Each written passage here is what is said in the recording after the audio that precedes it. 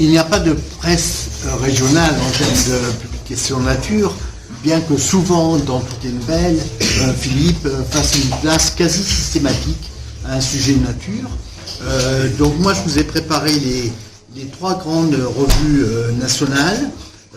La première, c'est Natimage.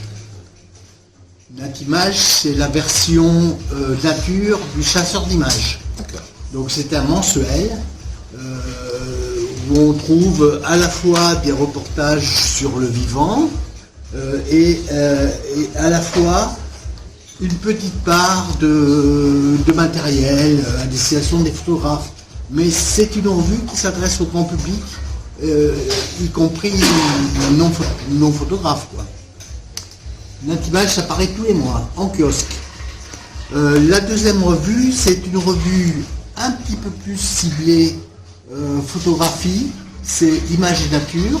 Alors cette revue-là paraît tous les 2 mois, uniquement sur abonnement.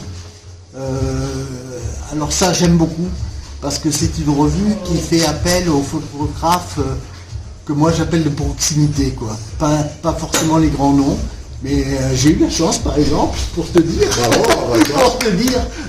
avec un renard qui essayait de choper une perdrix, de publier dans cette revue. Cette revue est une revue très humble, ce que je conseille beaucoup.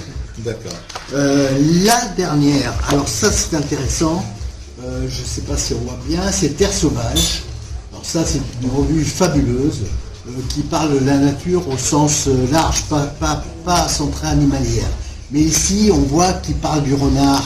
Alors le renard est vraiment aujourd'hui l'animal qui fédère. Il y a eu des moments, c'était l'ours. C'est un moment qui attire la sympathie et malheureusement la mésympathie des chasseurs. Les agriculteurs commencent à admettre que le renard peut être leur allié et pas leur ennemi, avec le mulottage, etc. C'est fantastique. Et puis c'est un animal fabuleux, quoi.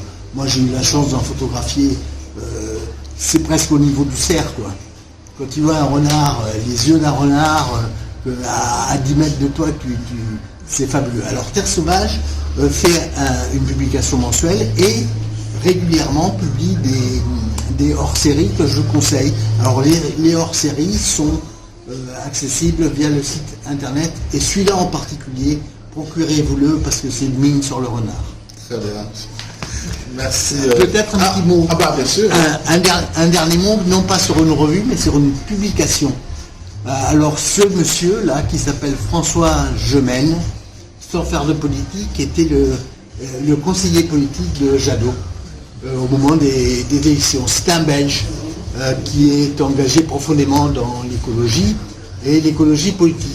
Et à travers ce bouquin, il explique en gros que la solution ne viendra pas des politiques. Parce que le problème écologique, il est d'une telle durée que, quand tu parlais tout à l'heure d'Aurore Berger, même si ça l'intéresse beaucoup, mais un député se présente pour 5 ans. Donc il va porter des projets qui sont peut-être solutionnables au niveau de la mandature. Mais le problème, à 50 ans, imagine, moi on me dit tu fais 110 kilos, ce qui est vrai aujourd'hui, et en 2050, si tu fais mon programme d'amaigrissement, tu n'en feras plus de 80.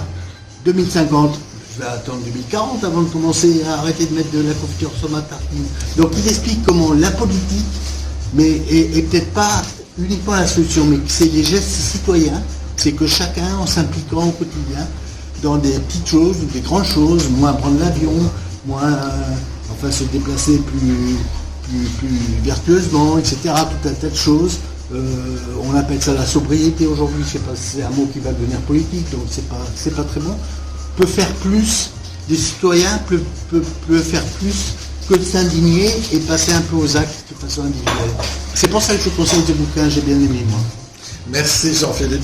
Mesdames, oui, sur ce point, il existe, de là où je viens des Bellules, ce qu'on appelle le monde fortois en transition. C'est vraiment une association. Moi, j'ai adhéré et sur les différents secteurs, sensibiliser les entreprises, on crée des potagers et tout ça. C'est en action et c'est intéressant ce que vous dites. La solution viendra sans doute de l'art plus que de la politique. Très bien.